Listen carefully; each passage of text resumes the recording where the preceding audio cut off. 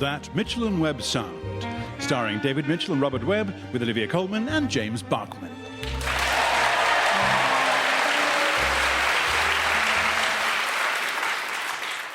It was the idea of a group of like-minded parents with the newest school in the area and the first free school in Wandsworth. And, of course, we are fully licensed. Licensed? Yeah, we think parents are just as important as the kids, and it's that kind of positivity that has led the school to doing so well in the local Dominoes League. So, licensed as in licensed to sell intoxicating liquor? Yep. Would you like a pint while you look round? I don't see any pupils. Well, I'll be honest, it's early days and we haven't got any pupils yet. But we do have 5 guest ales on tap. And where are the classrooms? Well, this is one. But it's got banquettes. Yeah, they're an open-plan teaching resource. We preferred them to the more old-fashioned desks. Small white wine, G&T? Do you have those, what are they called, interactive whiteboard things? No, we have a traditional blackboard in both classrooms, saloon and public, and one out on the pavement. Yeah, I saw that. Something about a quiz on Wednesdays, cash prizes? It's part of our outreach programme, like the karaoke nights. Smartboards, that's it. Dartboards, you bet. Can I ask you something? I mean, you've probably been asked this by other prospective parents, but just in case I'm the first, is this a pub? A pub? God, no, you must be joking. Have you tried opening a pub? The red tape's an absolute nightmare. But pub codes to deal with, tithes to pay, objections from locals about opening hours. No, it's pretty much impossible to open a pub these days. On the other hand, it is laughably easy to get permission to open a free school. So, if this isn't a pub, why is there a smoking area outside? That's for the staff and parents. And it's open till midnight on Saturdays for, I don't know, parents' evenings and governors' meetings or whatever. As I said, we're highly parent-focused here at the Saddlemakers Arms Free School. Yeah, every farmer these days does lamb or pork or beef or the other one. But we have uniquely cornered the market in niche meats, specialist foods. Heston Blumenthal stuff. Phase 1, penguin meat. Fancy chicken, that's what we call it. I mean, they are perfect for battery farming. Absolutely ruddy perfect. You can get hundreds in a shed. Thousands, all squashed up against each other like a tin of black and white sardines, which is ironic because that's what we feed them. People say battery penguins is cruel, but it's not. They're naturally huddling together for warmth. Means you can cram in as many as you like. Yep, they love it. All pressed up against each other, beaks in each other's eyes. Comforting. Phase 2, you tell them. Gay beef. No, not gay beef. We tried that. Didn't work. Impossible to breed more of them. No. Phase 2, harvested pig's tears. Sounds weird. Is weird. Is weird. Very popular, though, with your Heston Soddin Blumenthals. Makes a great velouté or a jus or a base for a pistachio tarragon truffle foam. Hard work getting a pig to weep and collecting that means you can charge loads for it. People say it's cruel, making a pig cry for money.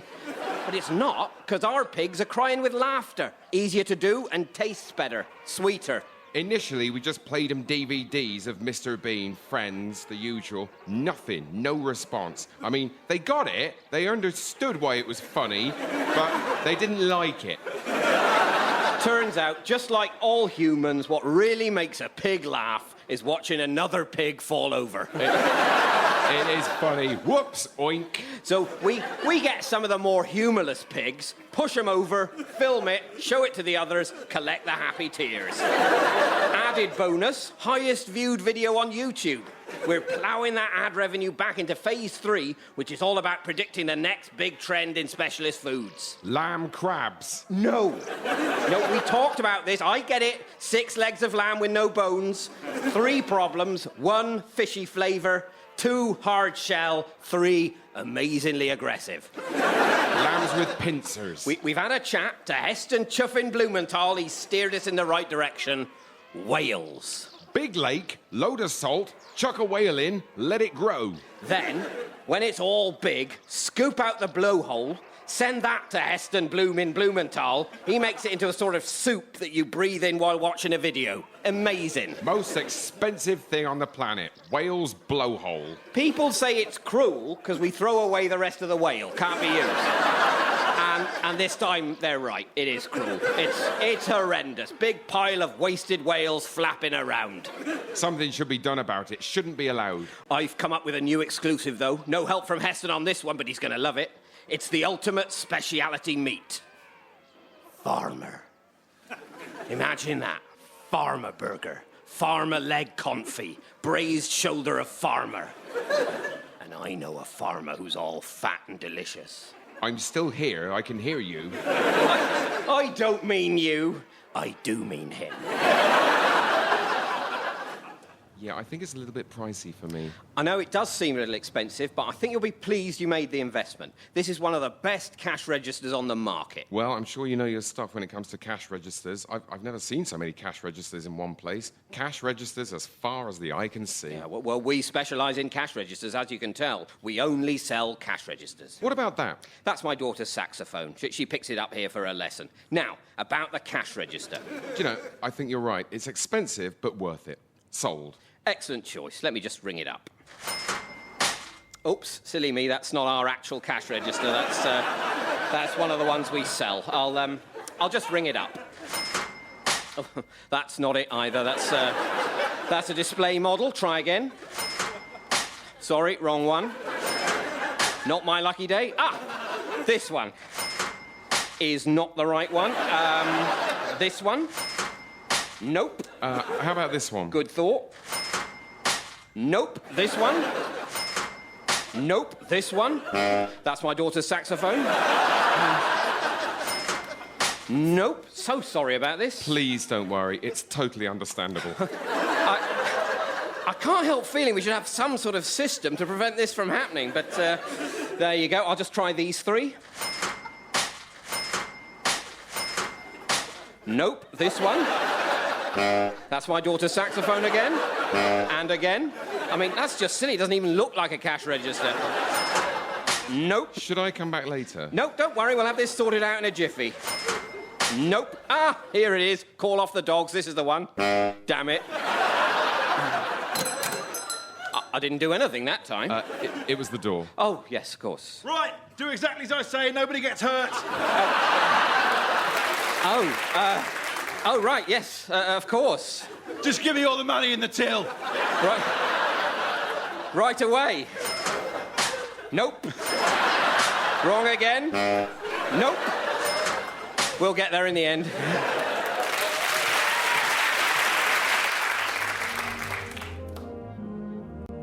Here's to the mums who just can't do enough.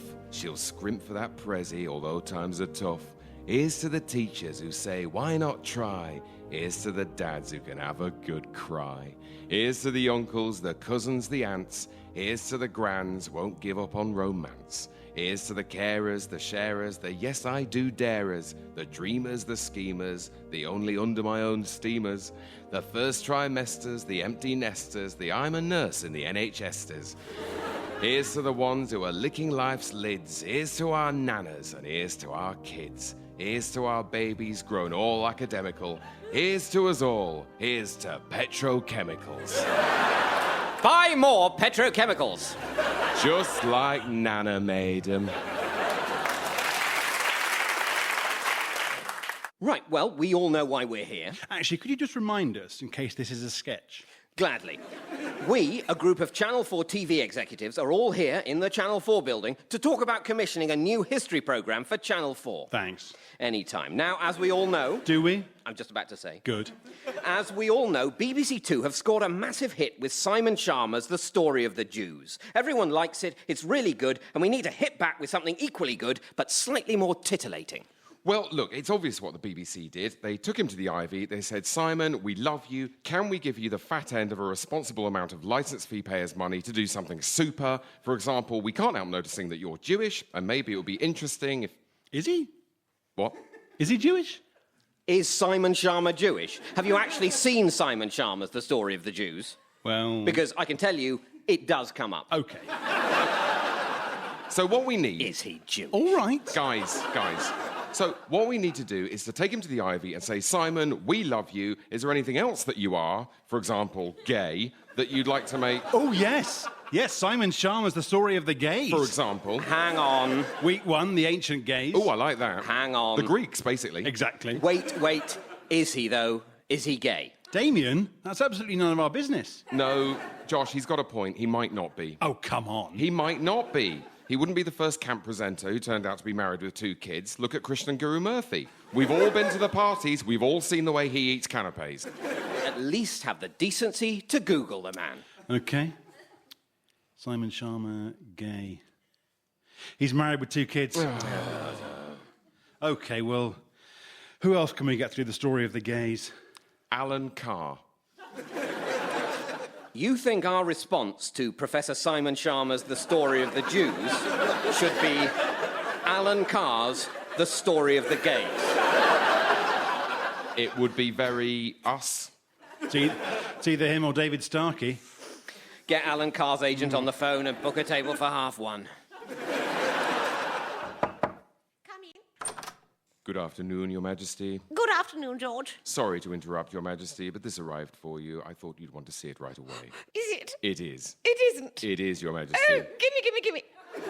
There you are. It's my invitation to the Royal Variety Performance. And the full list of all the acts. Oh, let's see. Oh, Not good, Your Majesty. my God, it's amazing. I can't believe it. Who's on the bill? Well, first off, it's... You'll never guess. Is it Il Divo? It is Il Divo. Oh, I love Il Divo. I've not made it public, but they are one of my favourite acts. But there are more acts on the bill. Oh, yes? Yes, they're doing a medley of songs from the musical of Ghost. That is almost as good as seeing parts of the film Ghost, which is my favourite film, but with different actors. It is very exciting, Your Highness. Oh, God. What? They've only gone and got that bloody dog. The dog that walks up and down the plank to music. They haven't. They have. Has someone been talking? Honestly, I won't mind. Has someone in the palace been letting on what all my favourite things are? Have they? Not that I know of. I won't mind. I will mind. Oh, no, I won't. I'm too excited. Look at this. A parody of Deal or No Deal with the cast of Towie. The cast of Spamalot do a The Saturdays medley. The Saturdays do a Monty Python medley. Have I died and gone to heaven? I don't think so, ma'am. If you died, then I doubt very much this will be broadcast. Well, I just don't know how they do it. Every year, without fail, the show is exclusively made up of acts that appeal precisely to my eclectic and secret range of enthusiasms. I shall pass on your excitement to the relevant parties, Your Majesty. Oh, no, absolutely not. As usual, I shall sit emotionless and blank throughout the performance. I must hide my excitement, lest Britain feels put out that all this has been put on just for my enormous excitement. Very good, Your Majesty. Oh, there's just one thing. It all seems very young. Where are all the old guard? Yew Tree, Your Majesty.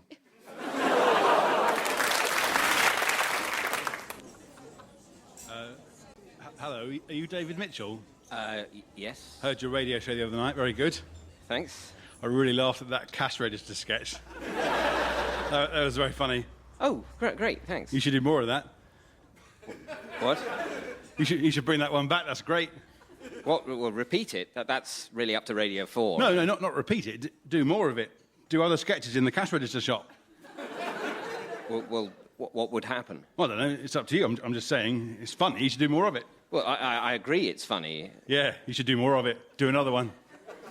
Well, what happens in the other one? Well, the cash register guy, he doesn't know which of his cash registers is the actual cash register. It's great. I'm laughing at the thought of it. Yeah, but that happened in the first one. Yeah, but you do it again. What, with the same customer? No, don't be stupid. Not with the same customer. That would just be the same. Someone else. Someone else comes in wanting to buy a cash register. You know, it's a cash register shop. That would happen, and then... What? Once again, the shop assistant can't find the correct cash register.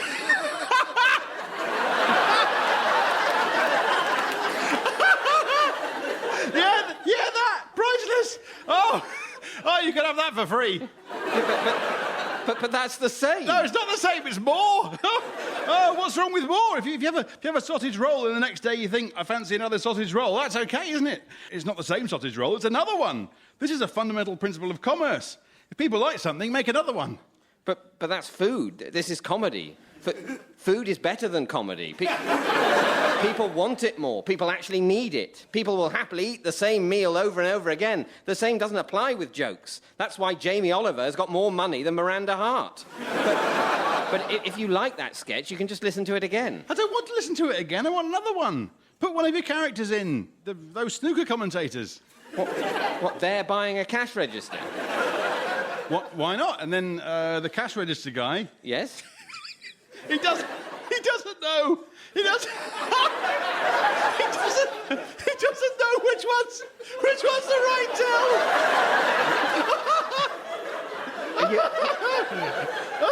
Are you okay? Oh, better still, he's given up cash registering and he's doing something equally hilarious. Well, easier said than done. What? Oh, I don't know, like a doorbell shop when every time someone tests a doorbell, it goes to answer the door, something like that.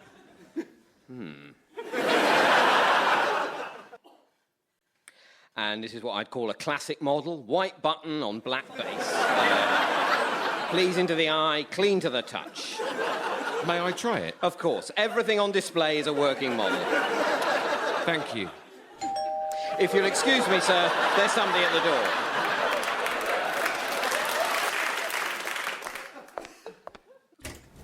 Nobody there again! Bloody kids. Sorry to keep you, sir. How did you find the doorbell? Yes, it's good, but I might just try it once again. Be my guest, sir. Yes, If I could just stop you for a moment, sir. There appears to be someone at the door once again. Hello? Oh, nobody there. Must be the wind.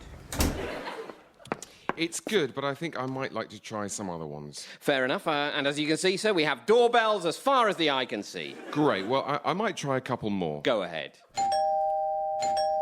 Yes. Silence, sir. The shop is in the grip of an emergency. Someone is very urgently at the door.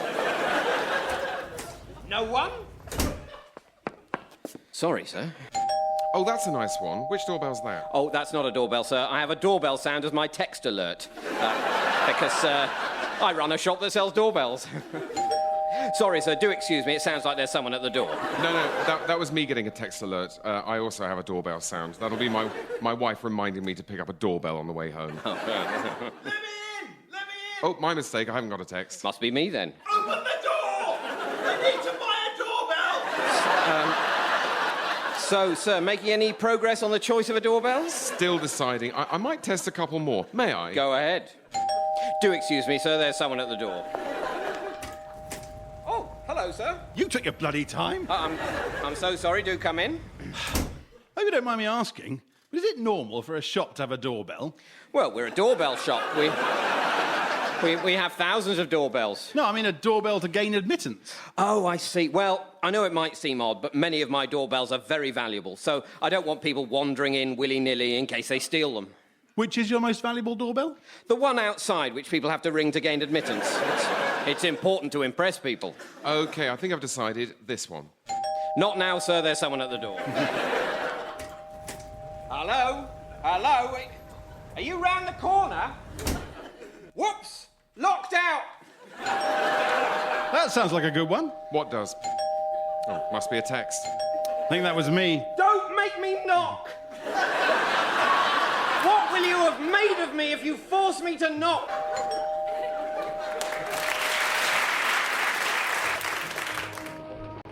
Well, congratulations, Mr. Hardy. Jude the Obscure is your finest novel to date. Oh, thank you. I was worried it wasn't miserable enough. No, it is. It is easily miserable enough. Oh, good. That bit with the kids, I mean, bloody hell, mate. I know. I was just slightly puzzled by the end. I think maybe your typist let you down. There's some superfluous punctuation. Oh, really? Yes, instead of a full stop, there's a colon, a hyphen, and an open bracket for some reason. Oh, no, that's quite deliberate. That's the real kicker at the end. Let me read it to you and you'll see what I mean. She's never found peace since she left his arms, and never will again till she's as he is now. Sad face. I'm sorry? Sad face. Don't you see? The colon, hyphen, and the open bracket are like a picture of eyes, nose, and a downturned mouth. It's a sad face. Oh, well, I suppose. It's good, isn't it? A little sad face at the end. Because it's so sad. Yes, I sort of see that. I suppose my only question would be, why have it there? Well, so people know what to feel. So they know the ending's sad. Some people are more visual than verbal. Nobody who is more visual than verbal is going to get to the end of this.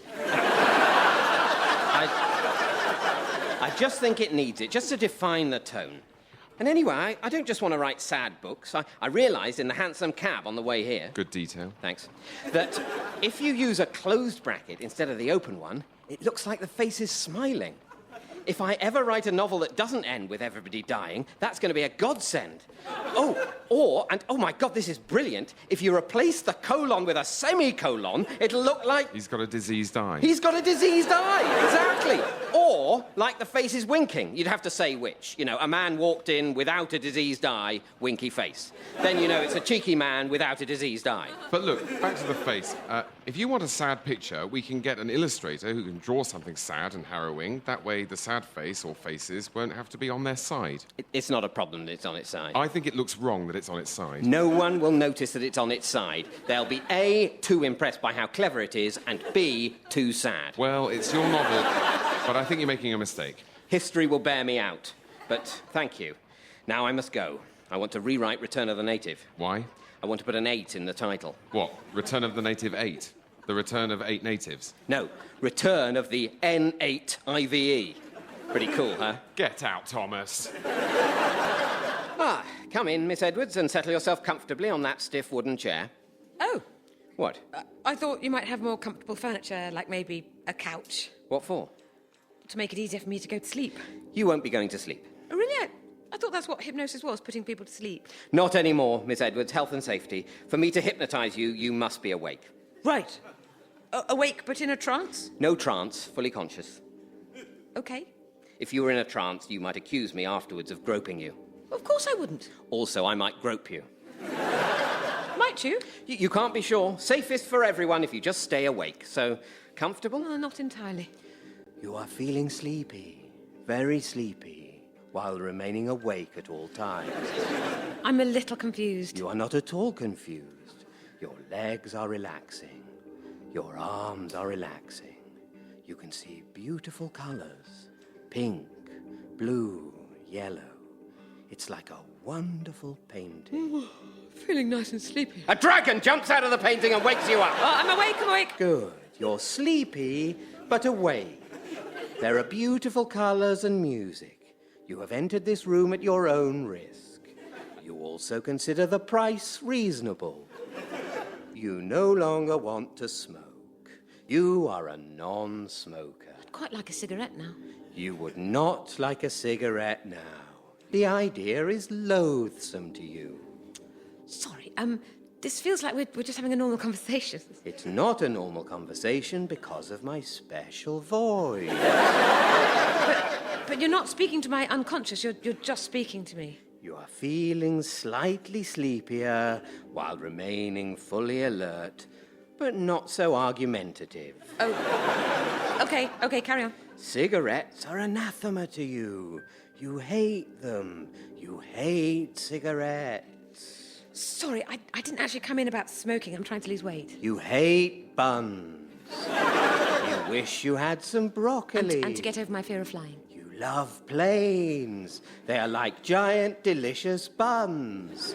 Buns in the sky, iced, cloudy buns. Buns full of raisins and people zooming confidently through the air like seagulls. But not like seagulls that might fly into the engine and cause the plane to crash, because that hardly ever happens. I don't know if this is definitely helping. Buns, skies, fast. Might it be better if you put me to sleep? Sleep, sleep, sleep. You've gone to sleep, haven't you? I don't want to touch her. She's not like a bun. I want everyone to keep their trousers on at all times. Anything else is anathema to me. I'll let myself out.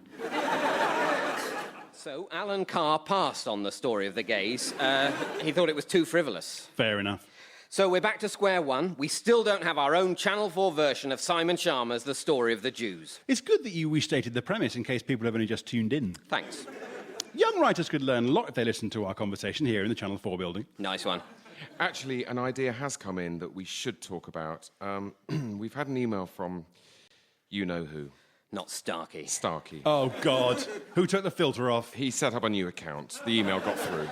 David Starkey wants to do the story of the gays. No, he wants to do, and this is his title. It's a working title, which I think should probably change. He's calling it The Story of the Blacks. That doesn't sound right.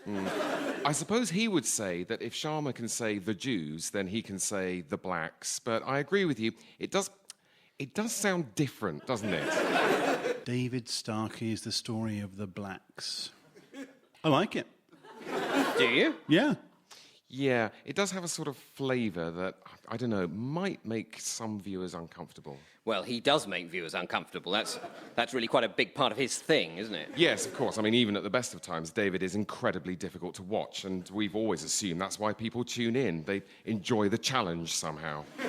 David Starkey's the story of the blacks. I think it's a winner. He's attached a series outline, 6 episodes. Episode 1, The Ancient Blacks.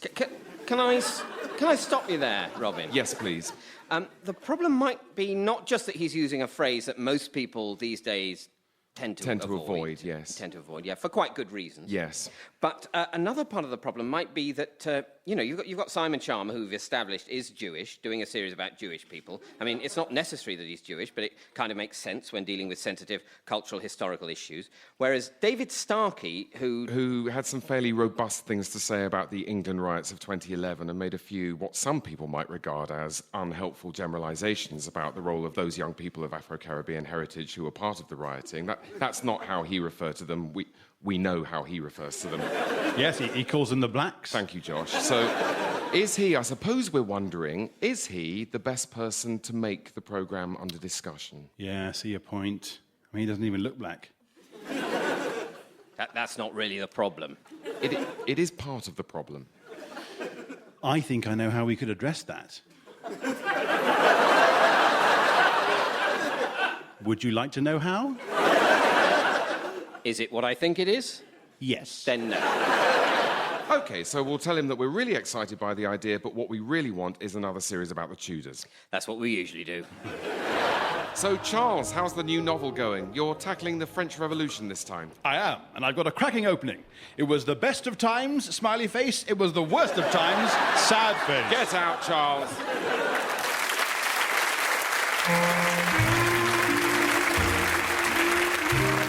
That Mitchell and Webb sound starred David Mitchell and Robert Webb, Olivia Colman and James Barkman. It was written by David Mitchell and Robert Webb, Abigail Burdess, James Barkman and Tom Meaton, Jonathan Dryden-Taylor, Toby Davis, Joel Morris and Jason Hazley. It was produced by Gareth Edwards.